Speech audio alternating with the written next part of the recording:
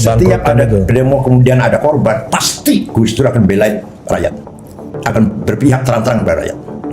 Orang yang paling ikhlas. Orang yang paling ikhlas, dipecat dari Pangkostrat, tidak melawan. Engkau bakale nanti akan jadi presiden kalau sudah tua. Saya dengar sendiri. Bukan politisi yang baik dong berarti Gus Dur ya? Ya, bukan politisi yang baik. Kalau boleh nyebut nama, saya boleh nyebut nama. Politisi yang unggul ya Pak Jokowi. Kalau politik kan kalau tulis dengan huruf Arab ya, politik ditulis dengan huruf Arab, fa waw lam ya ta kaf. Politik. Kalau dibaca kita, kalau dibaca orang Arab, jadi bahasa Arab ya. Kalau baca orang Arab nih, baca kita fa wallaituka, saya tipu kamu. Jadi sebagai seorang politisi Pak Yai pun mengakui Gus Dur itu bukan politisi yang canggih. Bukan orang politik. Yang jago Pak Jokowi. Menurut saya ya. Sama Pak Prabowo? Kita lihat dulu. Dukung Muhaimin apa dukung Anies Baswedan? Muhaimin dulu.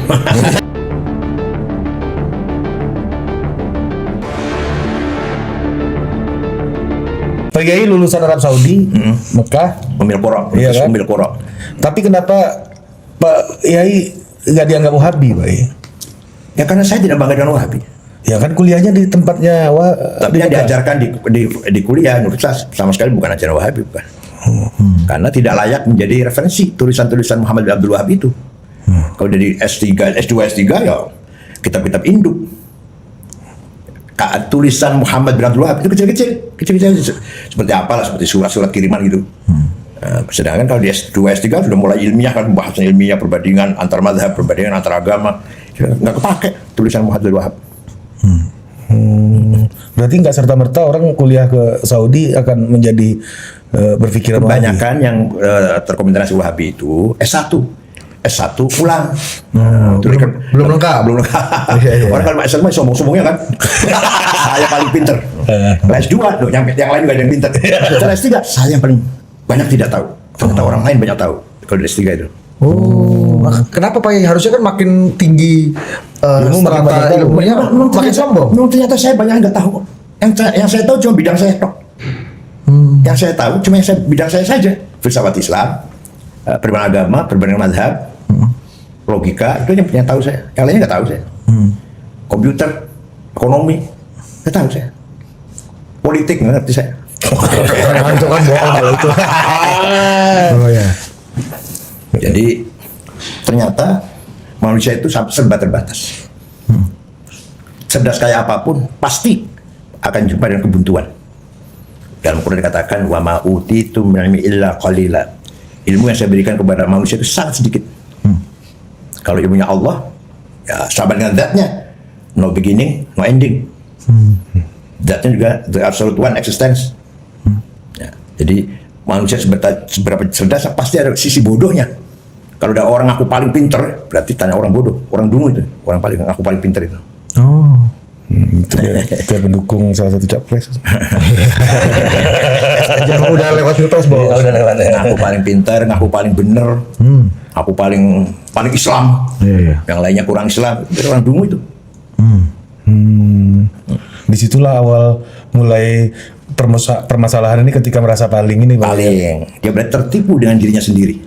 Saya hebat, misalkan saya hafal Quran, saya profesor doktor, kemudian timbul saya hebat. Itu berarti dia bukan orang hebat. Kapan kita boleh agak, kalau bahasa Solonya itu kapan boleh sombong gitu Pak Yai? Kan susah sampai punya doktor, sampai punya keilmuan yang tinggi, ekspertis yang tinggi. Masa itu kan boleh privilege sombong? Nyombongnya apa? Apa yang sombong? Ini cuma aku yang bisa nih teori ini, gitu. Itu bukan sombong sih kalau gitu. Misalkan nggak ada yang mampu, saya mampu ya harus maju itu sih. Misalkan saya sholat di satu musola misalkan, saya yakin orang ini nggak ada yang benar baca fatihahnya. Saya yang bisa ini harus maju. Kalau tidak maju, ternyata baca fatihahnya tidak benar, saya dosa. Bukan kesombongan, bukan. Udah masuk ke politik ini. Saya maju ini ya. Kalau dia yakin orang ini semua enggak, konsepnya kurang baik lah. Saya punya konsep yang baik, maka harus maju. Kalau enggak berarti membiarkan kehancuran. Nah, apa bedanya nggak boleh ria sama apa satu lagi musyrik ya? Musyrik ya. Nah, bener kan Pak Yai kan? Kalau terlalu maju musyrik, tadi baru dijelasin. Jadi ria itu gimana Pak Yai? Kalau menyembah dirinya, memuji dirinya, berarti menyembah dirinya itu. Untuk kepentingan dirinya. Hatta orang sholat supaya masuk surga, itu berarti untuk kepentingan dirinya kan? Biar saya enak, biar saya nikmat. biar saya bahagia, enjoy. Berarti untuk dirinya dong salatnya, bukan untuk Allah. Ketika usolli baru lillahi ta'ala, karena Allah, Allahu Akbar. Bohong itu. Salatnya untuk dirinya kok, supaya masuk surga. Itu supaya enak. Dia mendapatkan keenakan lah, kenikmatan. Dapat pahala. Itu nggak boleh, Pak. Yang high level nggak boleh. Orang awam boleh, orang awam. Yang masih kas motivasi. S1 boleh kan, Pak? Iya. Masih kas motivasi. Ayo sholat, kalau surga. Iya, kan ada unsur insentif ya, Pak. Iya. Iya, sama kayak hari ini Pak Yai Nun Sewu, Pak Yai, karena kita tahu Pak Yai mau datang, kita kan ilmu kan pasti kurang ya. Iya. Kita menghadirkan backingan Pak Yai. Jadi kita taruh foto Big Boss di belakangnya Pak Yai kan. Untuk backingan supaya Pak Yai juga agak takut-takut dikit sama kita berdua gitu Pak Yai kan. Minimal lihat fotonya di belakang. Iya, ada bos gue nih kan. Gitu. Tapi dulu Pak Yai ini kemarin rame-rame kan soal ada demonstrasi, ada kerusuhan.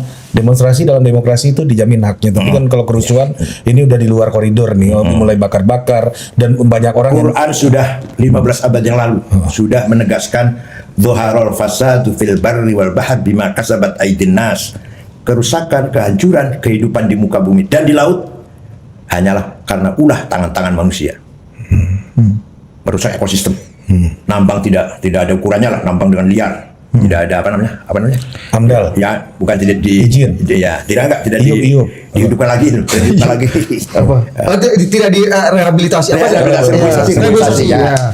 Itu berarti sudah melakukan kerusakan di muka bumi. Nah, kalau sudah perusak di muka bumi, itu kata Al-Quran hukumannya innama jazaa'ul ladzina yuharibuna Allah rasulah wa yas'auna fil ardi fasada. Orang menghancurkan, membangkrutkan negara, ayo kotal bunuh. Au salabu disalib. Au to kata itu warjul khilaf, potong 2 tangan 2 kaki. Au yunfal ard, buang ke laut. Serem banget hukumannya Pak Yai. Ya kalau korupsinya 100 juta, 1 miliar itu masih merugikan negara. Kalau ratusan triliun membangkrutkan negara. Cina udah melakukan itu. Cina udah melakukan Quran itu. Walaupun mereka ateis, tapi hukumnya udah sesuai dengan Quran itu Pak Yai. Substansi itu ya. Yang membangkrutkan fasad bahasanya fasad. Wa yas'auna fil ardi fasada, yang melakukan kehancuran ekonomi, kehancuran sosial, kehancuran manusia lah. Itu harus dihabisin. Kalau kemarin itu udah levelnya udah kehancuran tuh Pak Yai yang merusak. Yang anas itu namanya. Iya, bukan yang demonstrasi ya. Bukan yang rusuh, yang bakar-bakar. Kita tahu lah. Iya. Kita semua tahu mana yang demo, mana yang rusuh. Kalau waktu demo pertama kali kan damai-damai saja. Terus capek kan orang itu anak itu capek teman-teman mahasiswa tuh. Malah datang sorenya yang masih kuat-kuat, masih segar-segar. Berarti bukan yang mahasiswa. Segar-segar dan terlatih pula kan. Dan membawa bensin dan molotov yang Dan dalam waktu yang sama, daerah-daerah juga sama. Yang saya heran, kota Kediri. Kediri masyarakatnya paling tenang. Tidak pernah ada gejolak di Kediri itu. Gudang garam itu karyawannya ribuan, gak pernah ada gejolak. Orang Kediri itu wataknya, karakternya. Kemarin ngamuk, DPRD-nya dibakar. Berarti ada yang bukan orang Kediri berarti. Tapi izin Pak Yai, Iya. ini kan di Al-Quran juga dikatakan kejahatan yang terorganisir akan bisa mengalahkan kebaikan yang tidak terorganisir. Itu Al-Quran terorganisir ya, Pak Yai. Itu Al-Quran Pak Yai. Bukan. Itu yang gue ragu. Aku mau ragu Kan dia aku ilmu rendah. Salah boleh. Iya, salah boleh. Kalau Pak Yai nggak boleh salah kan. Ya hadis. Nah itu gimana Pak Yai? Ini kan mengalahkan. Artinya sunnatullah, hukum alam lah. Hukum alam itu kita diwajibkan usaha, diwajibkan bergerak, berjuang. Tanpa berjuang nggak mungkin sukses. Itu sudah hukum alam. Desain Allah, sunnatullah. Jadi yang rajin berjuang itu sukses. Yang malas ya gagal. Itu aja. Bukan karena nggak ada hubungannya dengan teologi loh. Misalkan Anda mau naik mobil, supirnya ahli sholat, baca Quran, tapi baru pandai nyupir 2 hari. Dengan satu lagi supir udah 10 tahun tapi nggak pernah sholat misalkan. Pilih mana? Ini masalah bukan masalah teologi, masalah. Pilih yang rajin sholat dan bisa nyupir. Itu dia. Ini apa ya kan? Ada orang namanya Abdullah misalkan, tapi koruptor. Misalkan ada namanya Ahmad atau Muhammad tapi jahat. Lebih baik namanya Chandra atau Eko tapi Atau Kevin gitu ya. Budi ya namanya Budi tapi budinya bagus. Budinya bagus. Iya, meskipun hatinya. Ya, meskipun baru 2 Budi kena reshuffle gitu Pak Yai. Tapi misalkan Pak Yai ada di dekat Gus Dur waktu itu, situasi agak-agak sama lah. Maksudnya kesamaannya mungkin ada kerusuhan, ada korban jiwa, konflik yang mengakibatkan kerusakan dan bahkan setiap kebangkrutan ada itu. demo kemudian ada korban, pasti Gus Dur akan belain rakyat. akan berpihak terang-terang pada rakyat. Dulu kan waktu di 98 itu ya banyak korban, pasti Gus Dur akan belain nasib rakyat. Gak sedikit pun akan memberi peluang membenarkan kekerasan. Apapun alasannya itu Gus Dur. Tapi kan dulu sempat darurat sipil kan karena kemarin rame kan darurat militer, darurat sipil. Nah itu Pak Yai punya perspektif lah. Saya kira trik politik itu, trik politik Gus Dur aja itu. Sipil, gertak Gus Dur lah gertak. Biar setelah Pada hakikatnya Gus Dur orang sangat manusiawi sekali. Beragama tanpa insaniah, tanpa humanity bukan beragama, percuma. Itu Gus Dur. Maka gagasan beliau yang paling besar adalah menghilangkan sekat antara santri dan abangan. Nah, Gus Dur paling gak setuju tuh. Iya. kenapa Pak Oh, Yai? ya maunya semua orang Islam, semua orang Islam. Kalau Islam ya Islam semua. Mau santri, mau abangan, mau yang sholat, mau nggak sholat. Yang penting yang Islam. Itu saya Islam ya Pak Yai. Iya. Tapi Pak Yai kan kita kan hari ini di backing sama Gus Dur nih, Pak Yai untuk menghadapi Pak Yai ini kan. Pak Yai dulu selama hidup sering di backing sama Gus Dur juga nggak Pak Yai? Malah saya sering sekali diberi pelajaran yang digembleng yang menurut saya berat sekali. Malah nggak di backing? Ya enggak, di backing dari jauh. Tapi dari jauh bukan saya disuruh menjadi anggota tim pencari fakta kerusuhan Mei tahun 98. Buset. Saya malah wakil Yang ketua. diteliti? Gus Dur yang ngajukan, wakil ketua saya. Ketuanya Marzuki Darisman. Oh. Saya wakil ketua, anggotanya Asman Nababan. Iya. Aktivis-aktivis HAM ya. Nusantara. Baru dilupa ya Pak? Enggak, bukan. Ya, pokoknya saya wakil ketua. Itu pasal Gus Dur secara gemblengnya itu. Begitu kasus pembunuhan dukun saya Banyuwangi, saya ketua Mbak, ketua tim. Di bawah saya Letjen Farid Zainuddin dan polisi Irjen siapa lupa namanya. Di bawah saya ketua timnya. Ya orang lihatnya Gus Dur, nggak lihat saya. Iya. Gus Dur. Iya. Tapi orang-orang seperti apa sih yang dulu di backingi sama Gus Dur tuh Pak Yai kan orang kan banyak meminta. Beliau tahu. Anak ini punya potensi ini, maka harus di sini tempatnya. Jadi menempatkan orang sangat tepat. Harus siap di sini, Muhaimin di sini. Kalau saya di sini, makanya saya oleh Gus Dur tidak diperbolehkan anggota DPR, nggak boleh. dulu emang Pak Yai mau jadi anggota DPR. Bukan. Ya kan semua kan jadi anggota DPR. Ya kan pengen Iya, juga, betul. Bos. Saya kan tim 5 pendiri PKB. Oh iya. Tapi nggak usah jadi DPR. Sampai Bu Mega tuh ngomong, Bu Mega itu pas saya kalau nggak dipakai di PKB, PDI aja yang dari DKI nomor 1. Bu Mega tuh Pak Yai. Iya. Mojok, jangan. Hanya Ki Nur Muhammad Iskandar. Iskandar DPR itu dari PDI itu bukan dari PKB. Oh. Kalau kakaknya di PKB Anwar Iskandar, sekarang sudah lama itu. Iya. Nah terus gimana? Dulu pernah kejadian cerita yang membuat Pak Yai merasa wah Gus Dur naruh saya di tempat yang nggak enak ingin menggembleng saya gitu. Iya. Dan sebenarnya backing ya dari jauh. Waktu itu ada berontak. Tapi lama-lama oh benar juga. Atau pelajaran Pak Yai dijorokin pertama untuk wakil ketua tim tim investigasi untuk Sampai itu ilmunya banyak. Ya maaf, bukan saya muji saya. Gus ngomong gitu. Sampai itu ilmunya banyak. Perbedaan ilmunya lumayan cukup banyak. Hanya belum ngerti, belum sadar untuk apa ilmu itu. Itu Gus yang menunjukkan untuk apa saya ini. Ilmu saya ini untuk apa. Jadi Gus Dur tahu saya itu lumayan lah ya, ilmu agamanya lumayan. Dia belum mampu untuk menggunakan ilmunya untuk kepentingan masyarakat banyak. Oh akhirnya Gus Dur memberikan itu platformnya itu Gus untuk ini. Etalase. Oh. Disitulah pelajaran Pak Yai ya. Begitu beliau terpilih jadi presiden, nginepnya kan di Hotel Syahid. Ada saya, Pak Rozi Munir, Pak Arifin Junaidi. Monggo bahasa Jawa ya. Nanti Rozi Munir menteri, Arifin Junaidi ikut saya di istana. Karena saya nggak usah. Nggak usah jadi menteri kalau di DPR, nggak usah ikut istana. Coba. Ngomong gitu? Iya. Itu merasa kecil hati nggak gitu Pak Yai? Berontak dalam hati dongkol. Iya. Ternyata artinya agar saya jadi orang besar bukan karena istana. Saya bisa membangun diri saya sendiri bukan karena ide istana. Oh. Artinya. Iya. Saya kan kalau di istana lain lagi jalan ya Pak Yai ya. Iya kan abadi. Kalau saya sebentar, ya sudah hancur dong. Nah, kalau kebesarannya karena dibangun di dalam istana, setelah istananya sudah nggak punya istana, turun dong, habis.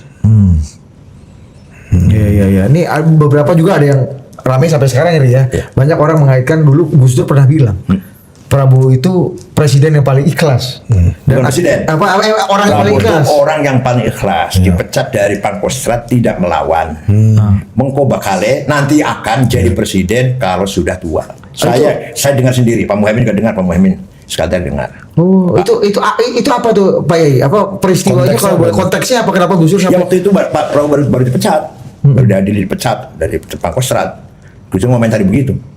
Prabowo orang ikhlas dipecat dari Pangkostrat sama sekali tidak melawan, menerima lah ya, berarti ikhlas. Nanti akan jadi presiden kalau sudah usia tua.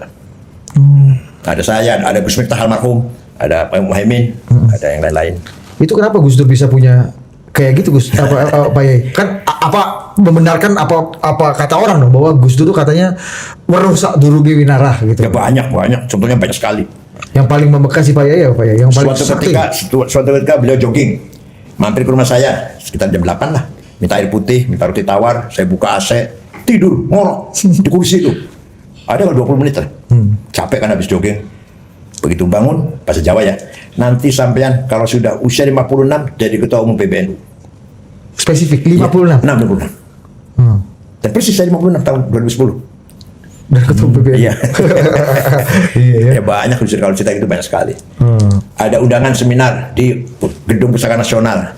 Temanya mengenang Jenderal Simatupang. Narasumbernya 2 Muslim, Gus Dur dan Pak Rudini. Iya. 2 non Muslim, Muji Sutrisno dengan Yakub Utomo. Oh ya, utama. Gus Dur datang nggak mau naik, duduk di bawah dulu. Tidur nyenyak, berkeringat malah tidurnya. Ya, malah ketika dipanggil dipersilahkan, saya bangunkan, saya bangunin Gus Dur. Naik, omongannya orang 3 tadi dikomentari semua. Padahal dia nggak dengar. Tidur. Oh. Dan persis tuh, maksudnya nyambung persis. Setelah itu di mobil saya tanya, jadi Pak Jero kok bisa begitu? Kenapa Gus? Kok bisa begitu? Dia diam terus. Mau kok sampai bisa? Itu refleksi spiritualnya dan akademiknya gimana Pak Yai? Kalau mau dijelaskan ya, peristiwa-peristiwa seperti itu bagi orang awam seperti kami-kami ini. Jadi dari zat Allah itu terjadi the most holy emanation. Maka jadi arwah universal, ruh universal. Kemudian turun ke dunia ini, ke alam bumi ini menjadi parsial. Maka ketika roh menyatu dengan fisik, nangis bayi itu. Ketika lahir kita nangis semuanya. Karena sebenarnya aksidensial itu. Hubungan antara roh dan fisik aksidensial, bukan kausal, bukan. Nah, sebenarnya lama-lama roh ini yang parsial kita ini nggak betah. Ingin kembali roh universal. Makanya muncul diabetes, kolesterol, asam urat. Itu karena roh sudah nggak betah. Ingin kembali roh universal. Nah, seperti orang seperti Gus Dur dan yang lain juga banyak mampu komunikasi dengan roh yang universal. Ini bahasanya mungkin barangkali nggak logis ya, sulit dipahami. Nah, itu nyata itu. Dia mampu komunikasi roh yang universal. Contoh, ziarah kubur sudah nampel jam 12 malam. Yang lain suruh baca itu keras, nggak boleh pelan. Loh. Itu diam aja. Banyak ya di situ. Ada ya, saya Haji Masnu apalah. Setelah selesai, tadi Mbah Ampel bilang begini. Nah tadi Mbah Ampel bilang begini. Oh jadi waktu diam itu lagi diarahkan oleh Senampel, dapat pengarahan. Ya sulit dipahami sulit ya. Iya. Ini boleh percaya boleh nggak percaya. Oh ya silakan, tidak harus percaya. Silakan. Negara demokrasi ini. Iya. Itu ya ada namanya insting, kekuatan insting kan. Tapi itu paling lemah karena binatang pun punya insting. Anjing. Yang kedua agak tinggi namanya feeling. Lebih tinggi lagi firasat. Feeling itu bedanya sama insting apa ya? Feeling lebih ke dalam. Bukan hanya gerak fisik ya, bukan. Lebih bersifat spiritual lah. Tapi lebih tinggi lagi firasat. Firasat banyak benarnya kalau orangnya baik. Tapi puncaknya adalah intuisi. Kalau intuisi pasti benar. Nggak pernah salah intuisi. Dan intuisi yang main. Iya. Gus Dur punya intuisi nggak sebelum dia akhirnya waktu itu quote unquote dilengserkan dari jabatan presiden itu? Oh enggak, setelah dari salah ngomongnya apa? Jabatan presiden naik kok. Hanya jabatan presiden saja kok diabotin diberatin apa ya? Dipertahankan. Alah, jabatan presiden aja diabotin, dipertahankan. SPM kono ambil sana. Gampang aja Pak ya. Keluar dari istana, baju, batik, jas, celana, sepatu yang bagus-bagus selama jadi presiden. Setiap minggu batiknya baru tampil, tidak dibawa. Satu lagi nggak dibawa.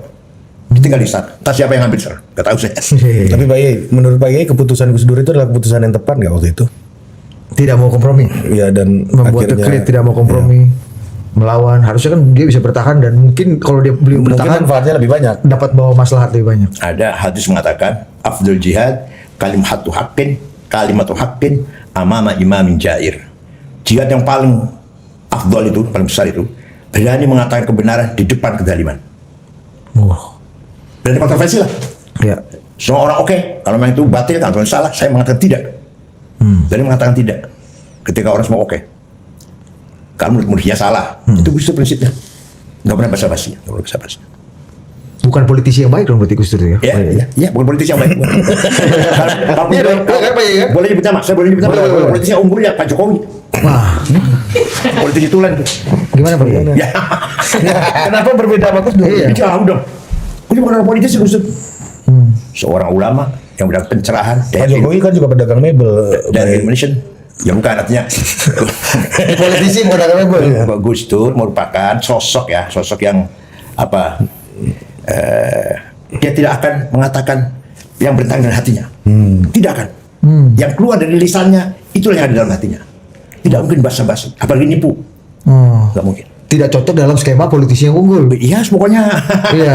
Kalau politik kan kalau ditulis dengan huruf Arab ya. Politik ditulis dengan huruf Arab. Fa, waw, lam, ya, ta, kaf. Itu politik. Kalau dibaca kita, kalau dibaca orang Arab, jadi bahasa Arab aja. Kalau baca orang Arab nih, Iya. baca kita fa wallaituka, saya tipu kamu. Oh. Ini kalau Pak Yai tipu saya pun saya nggak tahu nih Pak Yai. Politik harus tipu-tipu politik. Nah, fa wallaituka. Total Fawai itu kah? Kalau tulis Arab. Total aku tipu kamu.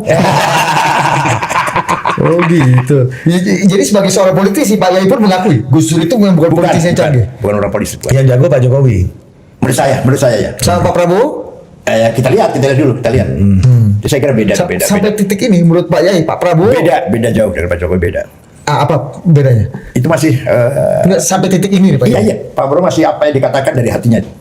Apa misalnya dipidatokan di MPR itu waktu 16 bulan berapi-api gitu, itu kan dari hatinya begitu. Dari dalam hatinya itu. Apa yang membuat Pak Yai merasa ya, itu kan cita-citanya, hasratnya, strong will-nya begitu. Soal Sejak nanti, Pak Yai pertama kali Pak Prabowo ketemu dulu, omongannya udah ini Pak Yai? iya. Ke rumah saya ada kalau 3 kali 4 kali ke rumah saya dulu. Loh, apa Pak Waktu Yai? akan maju jadi Capres tahun 14. 2014? Ya, ke rumah saya ada kalau 4 kali ada. Kalau datang bawa makanan, makan bareng terus. Bawa nasi, makan bareng. Apa waktu itu Pak Yai ke Ya, keinginan beliau? minta dukungan. Saya dukung waktu itu, saya dukung Pak Prabowo. Ya, lawan Pak Jokowi yang pertama. Minta dukungan tuh minta Pak Yai mendampingi beliau atau minta Pak Yai mendukung beliau? Ya, mendampingi dalam arti untuk pemenangannya. Ya untuk menyukseskan lah. Mensukseskan. Ya. Saya cukup ke pesantren, saya yang bawa ke Cirebon. Itu omongannya sudah sama pidato Sama gitu. Memang itu karakternya seperti itu. 2014 tuh Pak Yai. Iya, sekarang lebih tajam lagi. 2019 Pak Yai juga dukung beliau. Maksudnya apa? Nulis apa? Kibar Amin ya? Itu kayak Maruf. Oh, belum enggak saingan dengan Pak Prabowo dong. Itu saya sama Prabowo dong. Prabowo Sandi. Iya, Prabowo Sandi gimana? Iya. Iya. Ya. Waktu itu gimana Pak Yai? Netral atau? Netral. Tapi karena ada Ki Ma'ruf ya saya lebih banyak diem lah.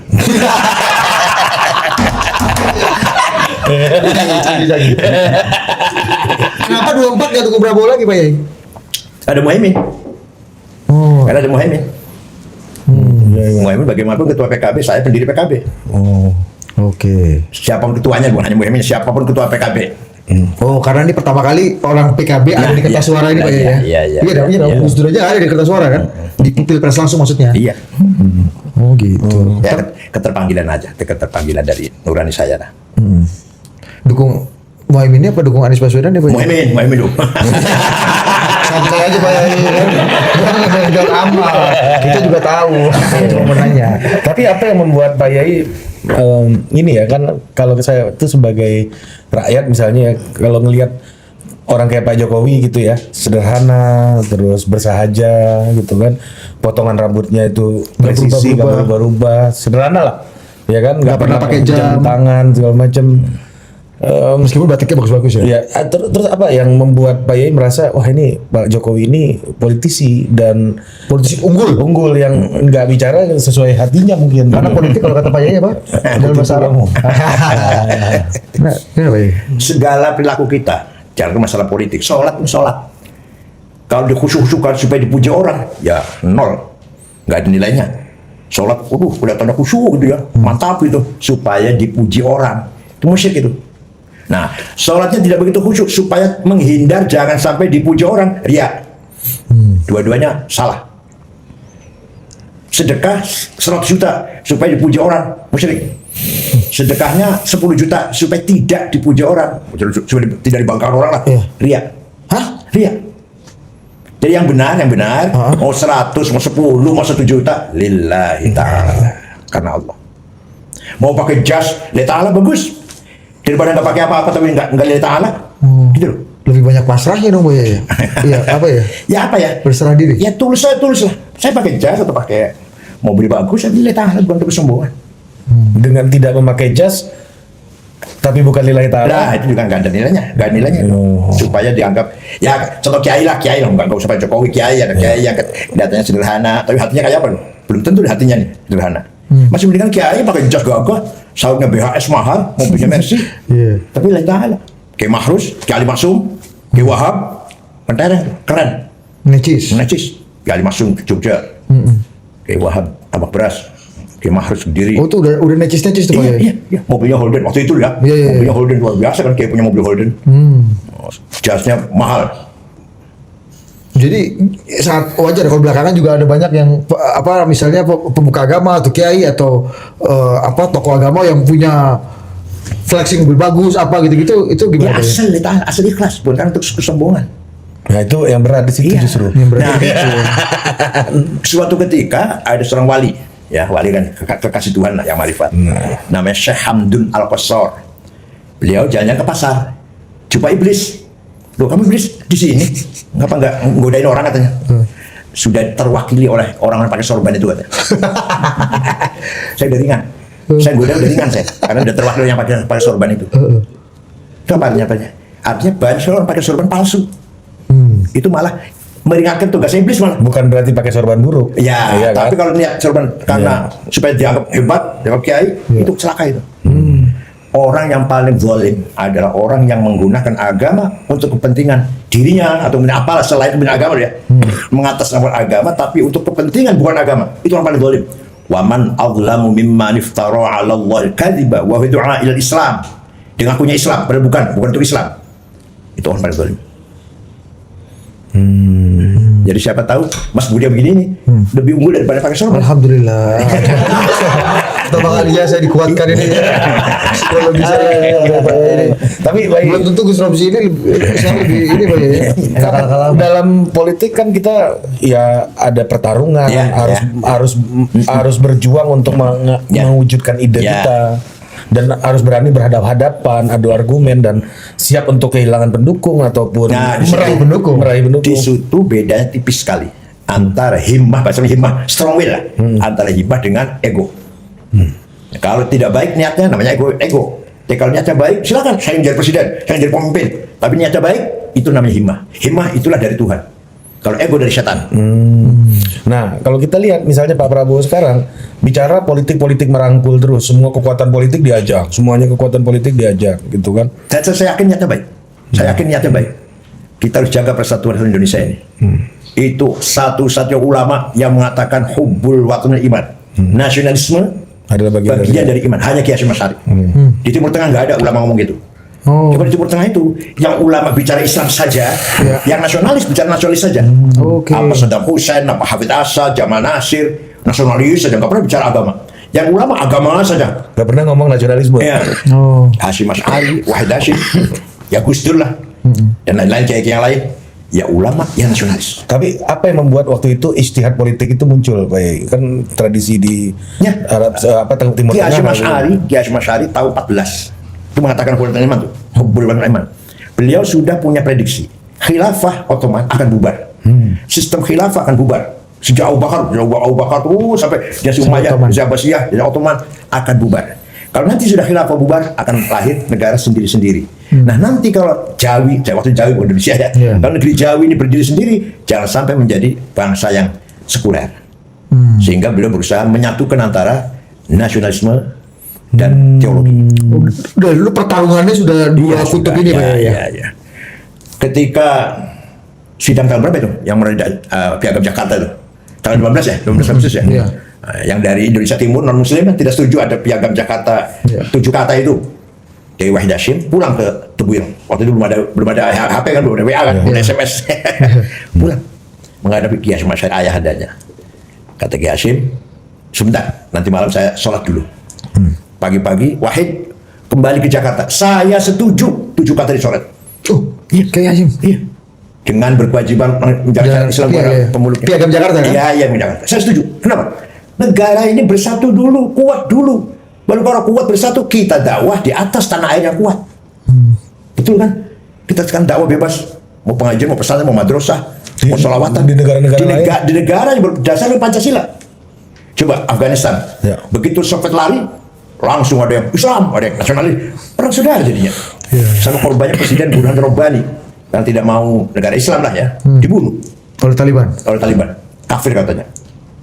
Nah, makanya dalam memahami agama Islam itu ada sumber psikologi dalam Islam itu ada namanya bayan, penjelasan. Dan penjelasan itu tidak boleh dibaca letterlock, nanti sesat. Di Quran ada ayat wa man lam yahkum bima anzalallahu fa ulaika kafirun. Barang siapa tidak menghukum Allah kafir. Enggak boleh letterlock tuh, enggak boleh tuh. Maka harus ada intervensi burhan. Apa burhan itu? Akal, logika. Jadi Quran itu nggak gampang, terjemahan terus diartikan gitu, nggak boleh. Ya. Nah, harus ada intervensi akal. Tapi kan ada tradisi yang memang teks itu adalah yang paling Sumber utama. Sumber utama. Teks. Teks ketika memahami teks itu harus pakai kecerdasan. Ya. Maka dinamakan ilmu fikih. Fikih itu artinya kecerdasan fikih artinya. Pemahaman yang cerdas. Apa Quran ada fikih? Nggak ada. Tapi dengan memahami Quran, memahami hadis, lahirlah ilmu fikih. Rukun sholat 17, rukunnya sholat 17. Orang haid, orang minimal sehari semalam, paling banyak 7 hari, lumrahnya ya 7 hari 7 malam, maksimal 14 hari 14 malam. Lebih dari itu bukan darah haid tapi penyakit. Itu hasil riset dari Imam Syafi'i. Nggak di Quran, nggak ada hadis itu. Orang nifas minimal 1 tetes, tapi kebanyakan 40 hari, maksimal 60. Lebih dari 60 masih ada darah, bukan nifas, penyakit. Itu risetnya Imam Syafi'i. Walhasil namanya mencari kebenaran tidak boleh menyampingkan akal. Sumber utama memang Quran hadis dan Islam ya. Tapi ketika memahami Quran hadis harus menggunakan kecerdasan akal. Ilmu mantik logika. Maka kata Imam Ghazali, barang siapa ulama tidak paham ilmu mantik tidak bisa dipercaya ilmunya. Jadi rujukan lah, jadikan referensi. Zarof itu. Ya. Itu enggak lo? Enggak, udah pasti. Saya ngaku kayak. Nah, ini yang tuannya yang paling bahaya. Pancasila kafir, tauhid, ya kan bukan negara Islam kan? Padahal di Quran itu masih Ari. Ini Budi, ini Ari. Ini dirasa Budi Ari. Di Quran tidak ada terminologi umat Islam, nggak ada. Apalagi negara Islam, nggak ada. Umat saja nggak ada. Yang ada umatan wasaton, umat yang keren, yang berperan. Ditakuli syuhada al-nas agar kamu berperan. Peran apa? Peran agama, peran peradaban, budaya, sosial, kemanusiaan, politik juga. Jadi yang penting kualitasnya bukan label Islam. Ngapain negara Islam kalau TKW pada hamil? Ya kan? Kan boleh hamil TKW.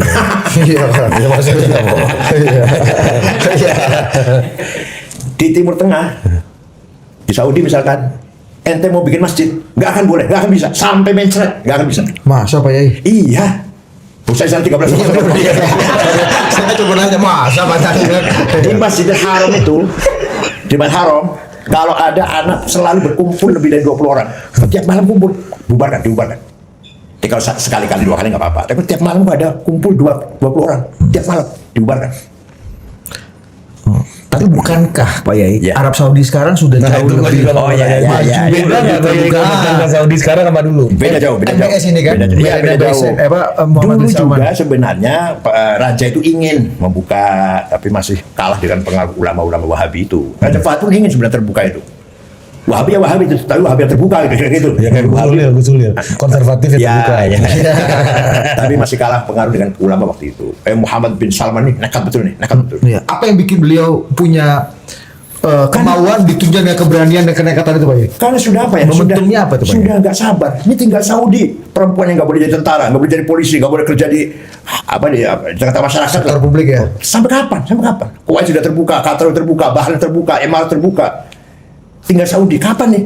Nah, makanya dia berani. Sekarang udah imigrasi perempuan sudah, ya. Bahkan baik sekali. Sekarang baik tertib gitu. Dulu waktu imigrasi laki-laki, waduh, ngantri berjam-jam. Dia tinggal ngopi, dia tinggal ngeteh dulu. Kita ngantri-ngantri, dia tinggal minum teh dulu. Waktu laki-laki. Sekarang perempuan tertib. Beberapa kalau yang ini masih gitu ya, kadang-kadang stop panjang antrian ngobrol kan, santai aja gitu Pak Yai kan. Kalau ini Pak Yai moratorium TKI gimana Pak Yai? Waktu itu Kan Pak Yai juga yang salah satu yang waktu itu ada di belakang. TKW yang dikisaskan, yang di Pancung. Dan ada satu lagi dari Majalengka akan dipancung. Kemudian bosnya itu minta, ahli warisnya minta tebusan berapa? Waktu lupa saya 6 miliar apa ya? PBNU nyumbang 1,5 miliar. Waktu itu saya ketuanya ya. Dan hasil sampai selamat pulang dari Majalengka itu. Itu artinya apa? Artinya harga diri kita bangsa Indonesia ini menjadi budak di Saudi Arabia di sana. Mereka budaya yang perbudak tuh masih ada. Padahal waktu jahiliyah, zaman jahiliyah kan, ya orang yang membebaskan, menghilangkan perbudakan itu Raja Faisal, yang sebelum Raja Khalid ya, kakaknya Raja Khalid, kakaknya Fahad. Itu baru tidak ada perbudakan. Tadinya ada perbudakan masih. Nah, dianggap mereka kalau sudah mendatangkan TKW ya, perempuan dari Indonesia dengan biaya mahal, sudah membeli itu. Oh, jadi udah transaksi itu ibarat kamu budak gitu. Itu nah, dalam hukum Islam budak itu boleh di macam dihamili dia apa gitu ya. Halal. Au ma malakat aimanukum. Tapi itu kan jahiliyah. Iya. Maksudku dalam konteks Arab Saudi yang modern kan, apakah ini kembali ke masalah ini Pak ya? Karena kan di sana kita kesulitan lapangan kerja. Karakter orang Arab itu. Hanya Nabi Muhammad yang berhasil menghilangkan fanatisme kesukuan. Asobia. Yang Asobia hilang sampai hebat juga Pak itu Asobia kan. Fanatisme kesukuan. Sampai Abu Bakar, sahabat Abu Bakar itu kan sukunya namanya At-Taimi dari Bani Taim, nggak pernah dipasang. As-Siddiq yang jujur. Umar sukunya Adi, tapi nggak pernah dipasang. Al-Adi nggak. Al-Faruq yang berhasil memisahkan antara hak dan batil, antara kebenaran dan kejahatan. Ali Al-Hashimi kan nggak pernah bilang Al-Hashimi. Al-Murtado, orang yang diridhoi Allah. Jadi Nabi Muhammad berhasil menghilangkan ta'assub kesukuan. Bangga dengan Islam, bangga dengan akhlak, bangga dengan nah, Pak Yai dalam konteks begitu sekarang, saya Rasulullah wafat, kembali Arab menjadi ta'assub lagi. Dinasti Bani Umayyah, dinasti Bani Abbasiyah, Bani Ottoman. Waktu Nabi Muhammad demokrasi betul, Nabi Muhammad wafat yang mengganti Abu Bakar. Ya ada famili, tapi bukan semata-mata familinya lah, bukan mantunya Ali kan, tapi Abu Bakar. Abu Bakar wafat ganti Umar. Orang lain tuh. Ya, dia masih famili sih, satu Quraisy kan, tapi artinya bukan anaknya bukan. Umar wafat gantinya Utsman. Utsman baru Ali. Setelah Ali Muawiyah pendiri dinasti Bani Umayyah. Terjadi kezaliman, terjadi korupsi besar-besaran. Tumbanglah Bani Umayyah tahun 132 Hijriah. Dimulai tahun 40 sampai 132. Jadi berapa? 70 tahun. 72 tahun. Kemudian dihabisin oleh keluarga Abbas, lahirlah dinasti Abbasiyah. Abbasiyah, Rashid, Mahmud, Mu'tasim, Wathiq, Mutawakil, itu yang bangkit peradaban Islam. Peradaban Islam, kedokteran, wah semua astronomi. Yang sampai abad ke-8 ya? Iya. Yang sampai Andalusia Pak. Iya. Yang lu datang kemarin, dia habis dari Alhambra. Ya. Oh itu. Iya. Dari situ kemarin Pak. Jadi kebangkitan peradaban dimulai dari Baghdad, kemudian Mesir, kemudian Andalus Spanyol. Sudah benar ya. Udah banyak kalau sama dia nih Pak, udah banyak rencana Allah untuk mendekatkan diri dia ke Allah ini Pak. Cuman belok terus. Gini. Belok itu namanya godaan setan. Was-wasah namanya, waswisu fi sudur. Nah, saya ingin bener. Kegoda oleh uang misalkan, kegoda oleh perempuan misalkan. Pertama kita tahu uang ini nggak haram ini, bukan milik saya, bukan hak saya. Perempuan ini haram nih, bukan istri saya kan. Tapi nanti akan lama-lama kan di sana ada kepuasan. Di sana ada kebahagiaan, ada kenikmatan. Mulailah kita tergoda. Itu namanya godaan setan, was-wasah. Ada lagi orang melakukan kejahatan terencana. Korupsi sudah direncanakan 6 bulan yang lalu, dibikin proposalnya. Itu setan gila-gila kepala itu. Pintar amat orang ini. Saya nggak bisa bikin proposal. Itu namanya saya ini bagian yang udah proposal apa ya? Tapi kembali lagi Pak, kebaikannya kan itu sekarang kalau moratorium itu dibuka, itu kan di tengah kesulitan orang mencari kerja, di tengah kebutuhan Arab Saudi akan tenaga kerja, bukankah ini menyelesaikan banyak sekali persoalan bangsa di mana bagi yang belum tahu keadaan di dalam Saudi barangkali begitu bahasa. Iya, ini saya nggak tahu. Kalau saya tahu ya, si TKW ini naik pesawat, turun, diterima oleh bosnya, dijemput di airport, masuk ke apartemen, nggak pernah keluar, nggak pernah lihat matahari. Hanya tembok 4 itu yang kelihatan. Itu mending kalau orangnya baik. Kadang orangnya baik, anaknya nakal. Anaknya baik, adiknya nakal. Ya belum tentu majikannya yang hamili atau yang merkosa lah. Kadang anaknya, kadang adiknya, kadang familinya. Itu kalau yang kebetulan. Katanya kebanyakan. Nah itu siapapun nggak bisa ikut campur di sana itu. Polisi nggak bisa masuk ke rumahnya orang. Saya membantu pembantunya rumah yang saya sewa, apartemen yang saya sewa ya di situ. Iya. Dan pembantunya mengadu sama saya, nggak bisa nolong, nggak bisa bantu. Oh. Tidak ada advokat, nggak ada pengacara. Hah? Waktu saya di sana, entah kalau sekarang ada barangkali. Iya, Waktu saya iya. nggak ada pengacara. Jadi betul. Itu untung kalau masih dapat Mekah, Jeddah, Riyadh. Kau dapatnya kota yang jauh dari peradaban. Abha, Taat, kota-kota kecil sana jauh di padang pasir. Siapa yang bantu? Kau di Mekah barangkali bisa lari anak itu, lari. Ada yang nampung. Iya. Biasa orang Madura yang nampung biasa. Di sana katanya ada KBRM juga, Pak. Apa itu? Kedutaan Besar Republik Madura. Iya, Pak. Saya tahu. Ya, saya tahu. Jadi, Allah. Jadi manfaatnya lebih sedikit dibanding Madorotnya. mudarat. Kalau jumpa orang baik ya Syukur. itu. Ada orang Indramayu. Karena kan ada upaya juga kan dari pemerintah ingin merehabilitasi lagi lah hubungannya, membuka lagi lah Pak potensi dan itu usul dari PBNU, kemudian waktu itu Menteri Tenaga Pak Caimin. Sampai sekarang belum dibuka lagi kan. Jadi Pak Yai Dan itu nggak kebanyakan setuju? itu adalah anggota-anggota PBNU ya, Pak, yang mengalami problem Iya, di situ. itu banyak juga. Majalengka, masa gitulah. Iya. Ngawi. Jadi kalau ada ide membuka moratorium itu Pak Yai masih belum setuju sampai sekarang. Meskipun tadi Saya masih nggak setuju. Ya laki-laki silakan. laki-laki silakan. Iya laki-laki silakan. Laki-laki kerja silakan mau kemana aja. Perempuan. Diperbudak betul. Saya tahu persis. 13 tahun saya di sana. Dan Pak Yai yakin barang ini belum berubah ya? Maksudku Iya, secara iya. tabiat ya Pak Yai ya? Jadi saya katakan yang baiknya ada, yang baiknya ada. Malah tidak seperti anak, bukan hanya diberi gaji tapi ditambah uang bonus sama macam-macam. Iya. Pulang bisa bangun rumah itu ada, yang baik ada. Iya. Makan bebas silakan. Majikan makan anggur ya dia makan anggur, makan daging ya dia makan daging ada. Gitu. Iya. Ya, Cuma ada. tapi jarang. Iya. Saya tahu. Yang bengis juga banyak Pak Yai ya. Yang lebih banyak dari pengalaman yang ada, Pak. Iya. Mau umroh nggak boleh. Hah? Mau umroh tidak boleh. Berarti orang yang jadi TKI itu belum tentu bisa Belum haji, umroh, iya, haji, iya. umroh Belum itu. tentu, Pak. betul. Kalau di kampung kan dianggap kerja di Arab Saudi, wah lu umroh tiap hari. Iya, udah dipanggil Pak Haji kan, ya kan? Pak Haji. Ini belum tentu, Pak. Apa yang bikin itu belum tentu bisa? Kan dekat aja itu. Dilarang, melarang. Ya itu udah masuk apartemen udah lihat tembok itu Bahkan Pak Yai. ibadah pun dilarang, Pak.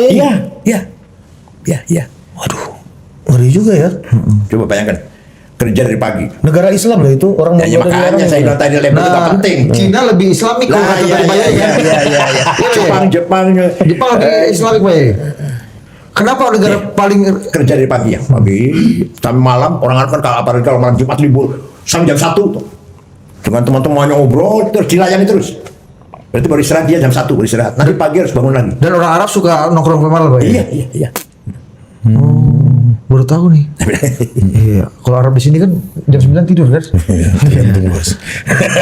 Itu orang Indonesia. Nah di puncak bos. Oh, Udah iya. sepi soalnya kalau lewat di kampung Arab itu Pak Yai udah sepi tuh jam 9 tuh. Ya. Nggak ada Nah, begadang. kita balik ke Pak Prabowo. Pak Prabowo lagi nih, Pak. Kan tadi Masyarakat atau rakyat kita ini sangat mengharapkan masa depan lebih baik kepada Pak Prabowo. Maka saya juga memohon agar Pak Prabowo tidak mengecewakan rakyat. Nah, kita ngomong soal politik merangkul dan persatuan Iya, tadi. iya. Nah, saya tuh beberapa kali ikut dalam seminar atau acara Pak Prabowo ngasih keynote speech gitu. Beliau tuh salah satu yang sering beliau kutip itu adalah soal sejarah Ottoman. Iya kan? Wah, ini kenapa Ottoman makmur? Karena rakyatnya sejahtera. Kenapa?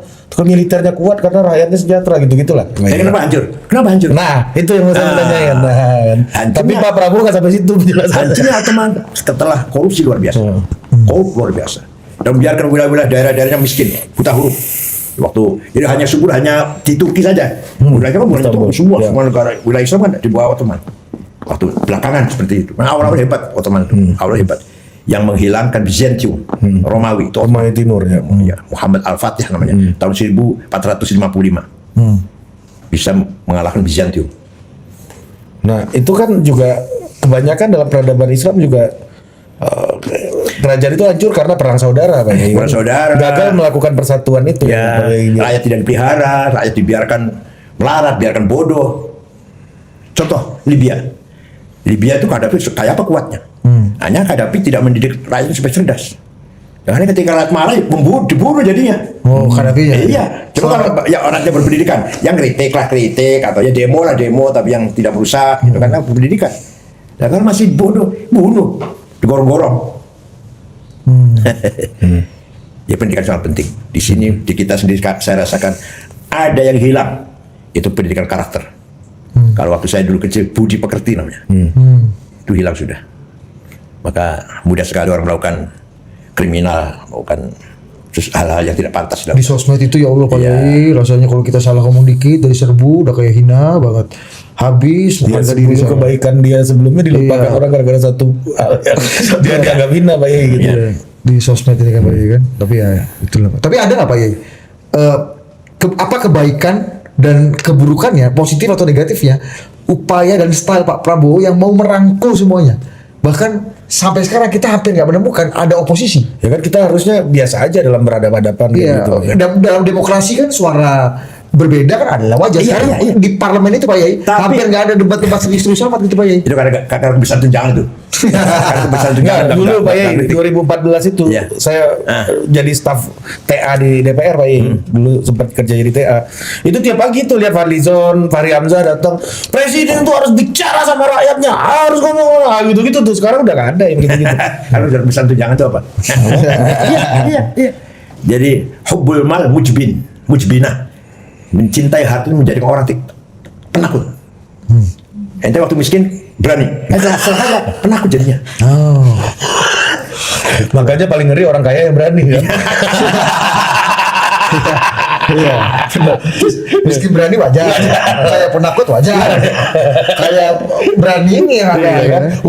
Udah kalah kaya berani rugi pula kan main kan. Gitu. Pak Yai. Tapi kenapa Pak Yai? Maksudku Al malu wal iyal mujbinah. Hadis itu Nabi yang berkata begitu. Harta dan keluarga menjadikan kamu jadi penakut. Jadi berani setelah punya istri punya anak, pertimbangan banyak kan. menurut Apa konteksnya Nabi Muhammad waktu itu ngomong itu Pak Yai? Waktu itu lebih dimotivasi kepada sahabatnya. Oh. Walaupun kamu punya keluarga, kamu, ayo kita tetap tidak bergeser dari keberanian kita. maksudnya ini karena takut istri atau gimana Pak? Bukan. Ya kalau saya perang sama mati atau saya berjuang kemudian ditutup semua fasilitasnya, anak nggak makan dong. Oh iya benar. Oh, Jatuh miskin dong. Kalau saya oposisi, kemudian sumber rezeki saya ditutup semuanya. Nah, Ya, biasa makan enak jadi makan gak enak. Pak Prabowo itu keinginan untuk merangkul semua sampai semua dimasukin ke kabinet gitu ya. Ibaratnya gitu Pak ya. Itu karena ketakutan kah? Bukan Prabowo-nya yang mau diajak ini takut jadi oposisi. Iya atau gimana? Maksudku kenapa sih apa pentingnya dan baiknya dan dampak negatifnya itu apa Pak Yai? Kalau menurut Pak Yai ya. Saya kira niatnya baik. Niatnya baik, rekonsiliasi lah. Kritik saya kira boleh, kritik boleh. Bukan oposisi, tapi kritik. Seperti saya.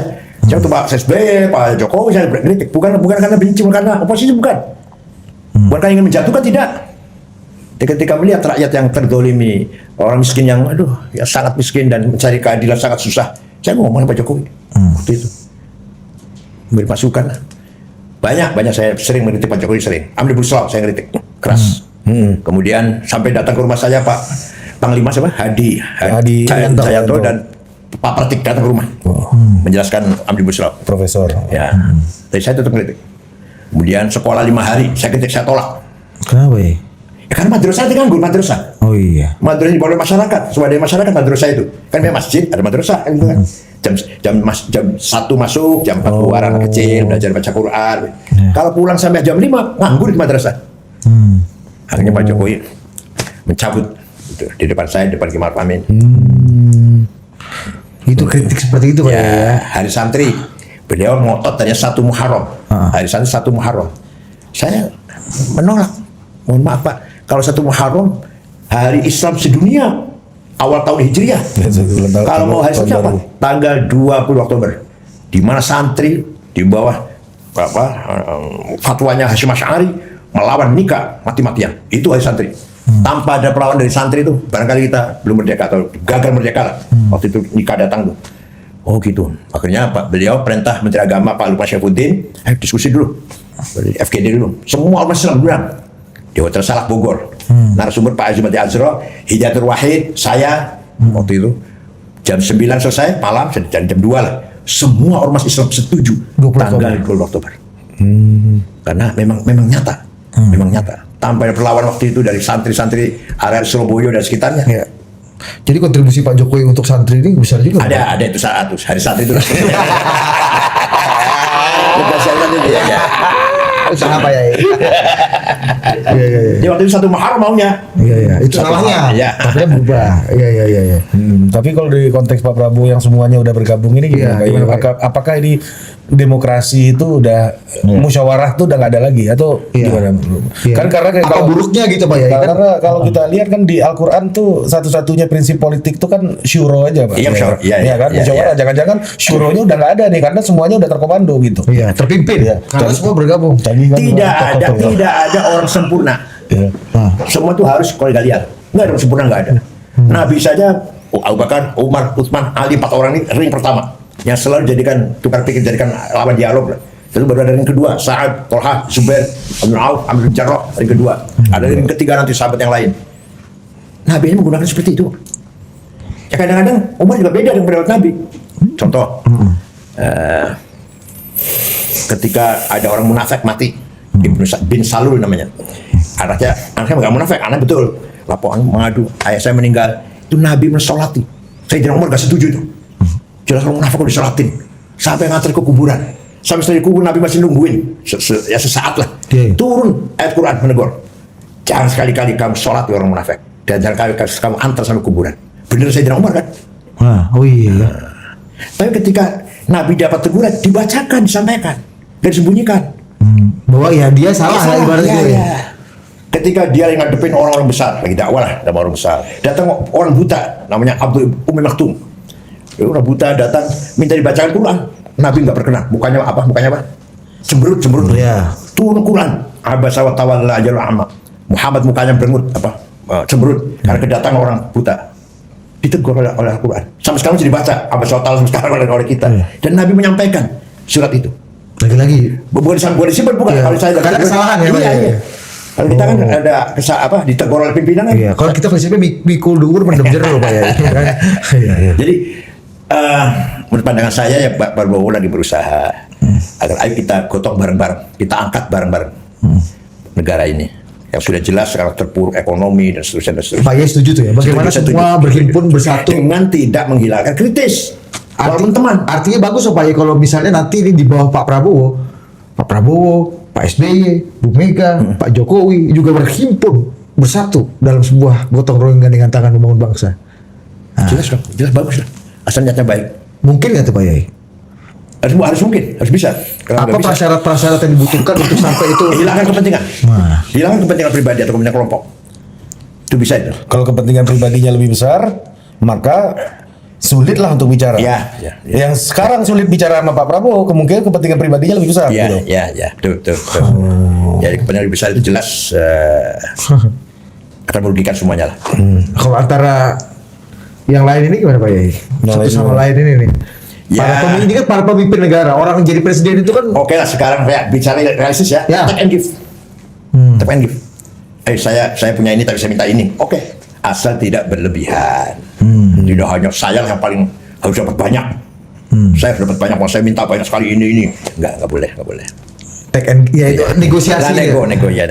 Ya itu wajar lah kalau Wajar. negosiasi. Kalau tetap dengan tidak menghilangkan kritis. Dengan istri aja keluarga kita saling kritik kok. Istri saya negur saya juga negur istri. Kalau Bu Mega dan Pak Jokowi menurut Pak Yai take and give-nya apa yang cocok sekarang untuk bisa bersatu nih Pak Yai? Ya sebenarnya kalau kepentingan pribadi masing-masing ditunda dulu, ya orang bisa ketemu. Kembali dengan sebutan insan.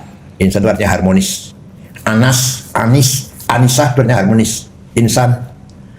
Jadi kata Gus Dur, percuma beragama kalau tidak ada insannya, kalau nggak ada humanity. Percuma gereja mewah atau masjid mentereng kalau tidak ada insannya. Bukan agama itu. Nah, Gus Dur paling puncaknya beragama, Gus Dur ada insannya. Hal apa dari Gus Dur Pak Yai yang menurut Pak Yai dalam konteks sekarang? Iya. Ya, bisa Pak Prabowo dipelajari, ya. bisa pelajari dari Gus Dur dan inspirasikan dari Gus Dur. Itu tadi Pak. Dipecat dilengsarkan dari presiden, nggak menyesal enggak. Nggak terus bikin kekuatan gimana tuh? Orang-orang pemerintah yang ada nggak ada itu. Dilengsar aja. Kembali lagi seperti awal, selama di kampung-kampung, soal ke kiai-kiai tua dan pakaian sederhana itu.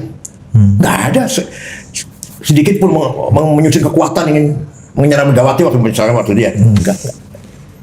Pak Prabowo masih berkuasa Pak Yai. Apa yang dari segi saat ini dia di tengah kekuasaannya? Ya.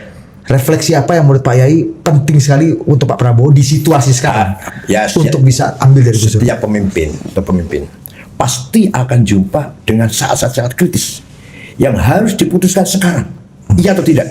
Tidak ada kesempatan rapat atau bertanya pada orang lain.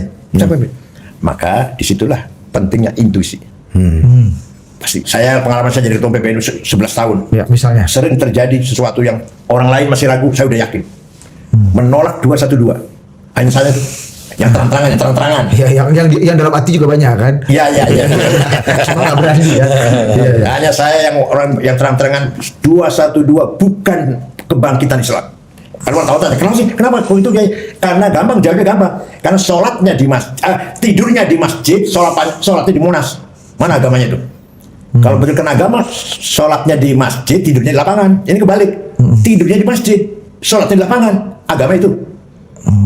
Indikasinya itu aja. Iya, Ya maksudnya Pak Yai bagian itu aja yang udah ada problemnya, apalagi kita cek yang lain-lain gitu lah. Jadi Pak Prabowo harus melatih keintuisian ya. Minimal harus punya orang yang selalu memberikan nasihat yang tulus, tapi yang tulus. Butuh resi dong.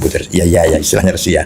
Tapi betul-betul tulus, yang tidak punya kepentingan. Gimana cara membedakan resi yang tulus dan resi yang bertopeng? Nanti kalau yang tidak tua tahu.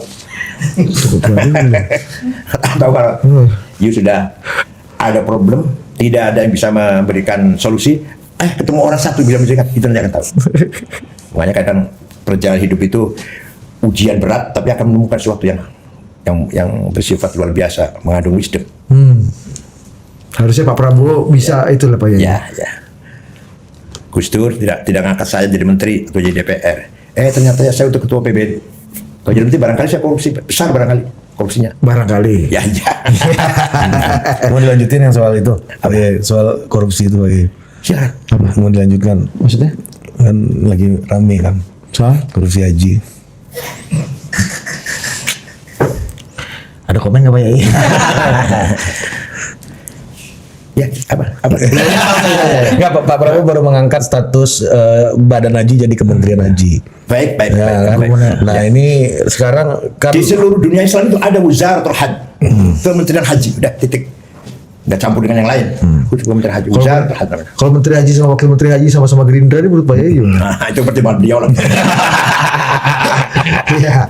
kira-kira akan lebih efektif nggak kalau jadi Kementerian Haji? Ya kan kemarin aja di bawah Kementerian Agama problematik kan, ada problem lah. Gitu. Enggak gini Pak Yai, ada selain itu satu, yang kedua, ini Pak Yai ada yang bilang, ini eksklusif sekali, ada satu kementerian yang hanya ngurusin orang Islam. Iya. Ini apakah nggak? Ya karena dulu juga besar. Iya, ini yang ada. dulu juga besar, butuh konsentrasi. Iya. Makanya di seluruh dunia Islam tuh ada Wizaratul Hajj khusus ngurusin masalah haji. Kan bagaimanapun kita negara umat Islam terbesar di dunia kan, Pak Yai kan. Kalau kata Gus Dur kan di Kementerian Agama itu semua ada ya Pak Yai ya, kecuali satu. Agama. Nggak, kalau Pak Yai lihat ini akan lebih efektif dengan lebih fokus, lebih mudah mengontrol, mudah supaya tidak ada penyimpangan, ada penyelewengan, mudah kontrolnya. Karena urusannya cuma itu aja kan. Iya. Karena kan Dan setiap tahun selama ini sepanjang sejarah ini, setiap tahun haji ada problem. Problem kendaraan tidak datang, transportasi, problem nggak dapat rumah yang layak, problem makan yang sudah basi, sudah nggak pintar-pintar pada tiap tahun ngurus haji. Ada di Muzdalifah sampai sore baru nggak ada air, nggak ada apa. Gus Romsi pengawas haji tahun lalu Pak Yai. Ya. pintar-pintar Pak Yai. Jadi nggak apa-apa lah ya. Di situ akan melihat ukuran melihat ukuran orang bisa bertahan dengan prinsipnya atau tergoda dengan uang yang numpuk gitu. Nggak, ini Kementerian Haji baru kan Pak Yai. Iya. Itu kata Budi, saya mau nanya ke situ tadinya tapi belok dia. Godaan ini Pak Yai. Iblis ini Pak. Oke lah ya. Saya sudah lama ya. Nasi kotak itu dihargai 15 real, uang Saudi ya, 15 real. Terus saya ngomong sama orang, saya tahu nasi ini harganya paling 8 real, saya bilang. Saya di sini, waktu itu saya juga haji waktu itu. Saya juga haji. Saya di sini 13 tahun. Saya tahu harganya satu kotak ini paling 8 real. Apa jamnya? Yang ngajari itu orang kamu yang ngajari saya nih. Kata orang Arab, yang ngajari maaf harga itu orang kamu. Oh. Bukan saya. Financial engineering ini Pak Yai ya.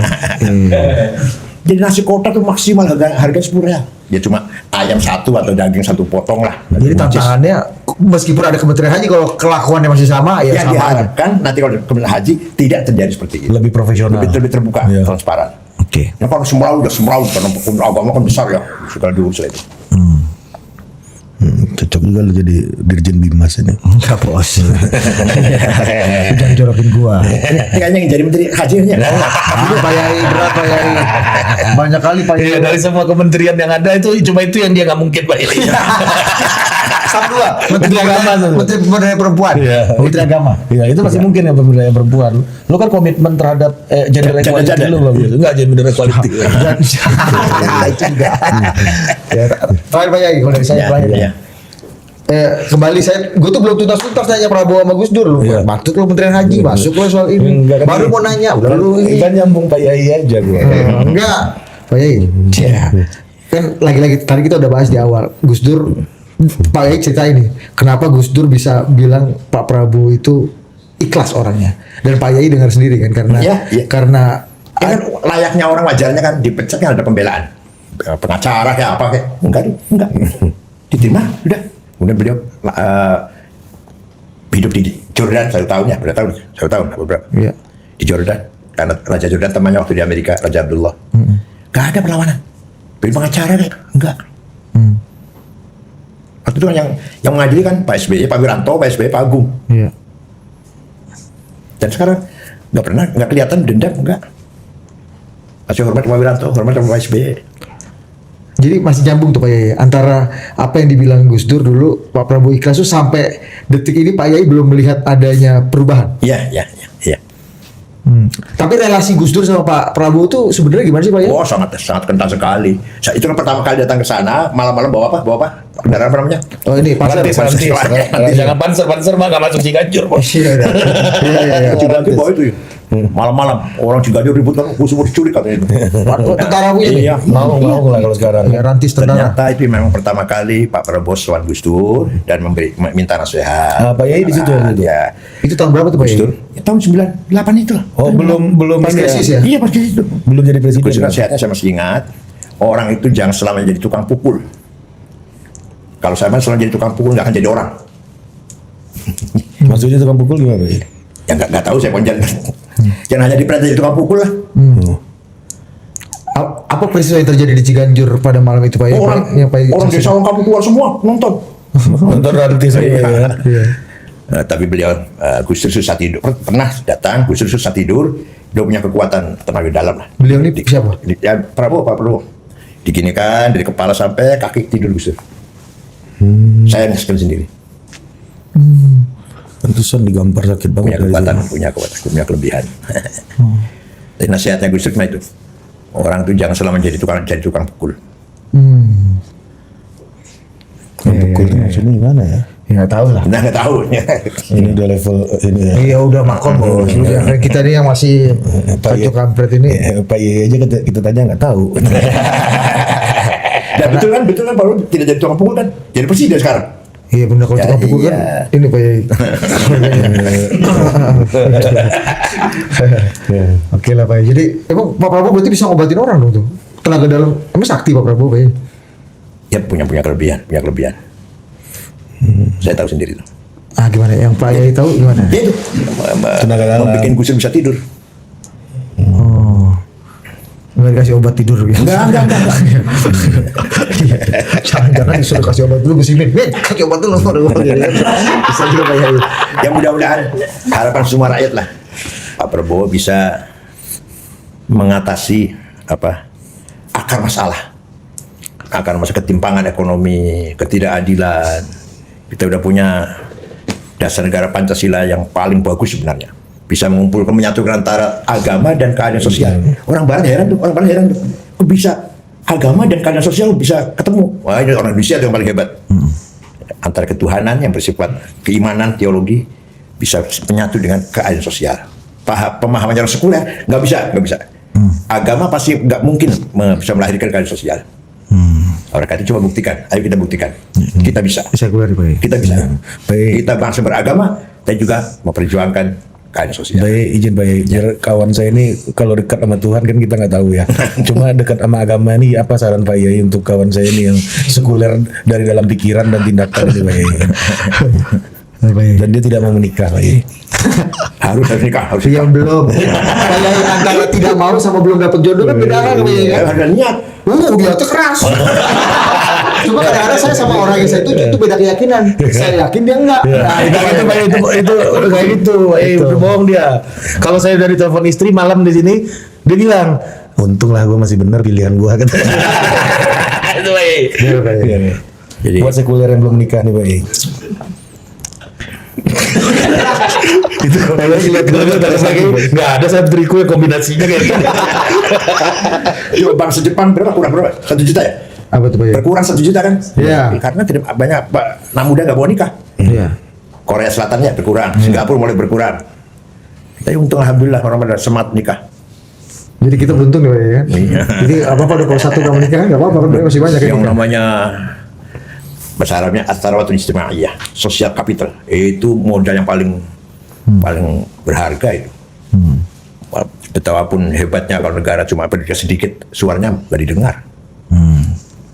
Maka Indonesia masih dipertimbangkan itu karena penduduknya nomor 4 ya, nomor 4. Iya. Paling banyak. Orang-orang kayak gini yang bikin kita nggak didengar nih baik kan. Kalau dia satu aman.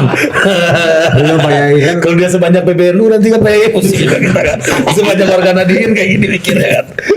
Tapi kita sekarang udah gak ada masalah kayak 2017 lagi Pak Yai ya. Yang Pak Yai cerita 212 apa sekarang kayaknya udah gak ada masalah gitu lagi Pak Yai. Bangsa kita ini ya. Apa polarisasi agama kayaknya udah kita kayaknya udah hampir gak ada kita tema itu. Pengaruhnya besar juga. Setelah penguasa Muhammad bin Salman, pengaruhnya besar juga. Dan ada radikalisme agak turun. Maksudnya ini agak redup. Maksud Pak Yai ini gerakan global maksudnya. Iya, Muhammad bin Salman kan sampai berani mengatakan Wahabi adalah cikal bakal terorisme. Sama gitu. Dan sekarang ulama-ulama yang keras-keras itu bertakepin oleh Muhammad bin Salman. Efeknya ke Indonesia apa Pak Yai? Ya, dana nggak ngalir. Ya, antara lain itu kan dana nggak ngalir. Siapa yang mau demo kalau nggak ada duitnya? Oh iya. Ada duitnya baru demo kan mau. Pakainya gamis, di dalamnya ada tato. Badannya bertato, pakainya gamis pakainya. Jadi atas nama agama demonstrasi itu belum tentu ini juga Pak Yai. Ya iyalah. Oh gitu. Kita kan lihat dari luar aja Pak Yai. Oke, terima kasih Pak Yai. Assalamualaikum. Doa buat total politik Pak Yai. Semoga ini apa terakhir Pak Yai doakan total politik ini supaya kita bisa memberikan yang terbaik buat Amin. bangsa dan negara ini Pak Yai. Ya Rabbana ma khalaqta hadza batila subhanaka faqina adzabannar. Ya Rahman ya Rahim ya Qawi ya Matin ya Fattah ya Adim ya Razzaq ya Karim ya Ghiyatal Mustaghithin aghithna wal muslimin. Doa buat Jokowi dan Bu Mega Pak Yai. Supaya akur Pak Yai. Apa? Doa buat Pak Jokowi dan Bu Mega Pak Yai. Oke, terima kasih Pak Yai. Assalamualaikum warahmatullahi wabarakatuh. Waalaikumsalam.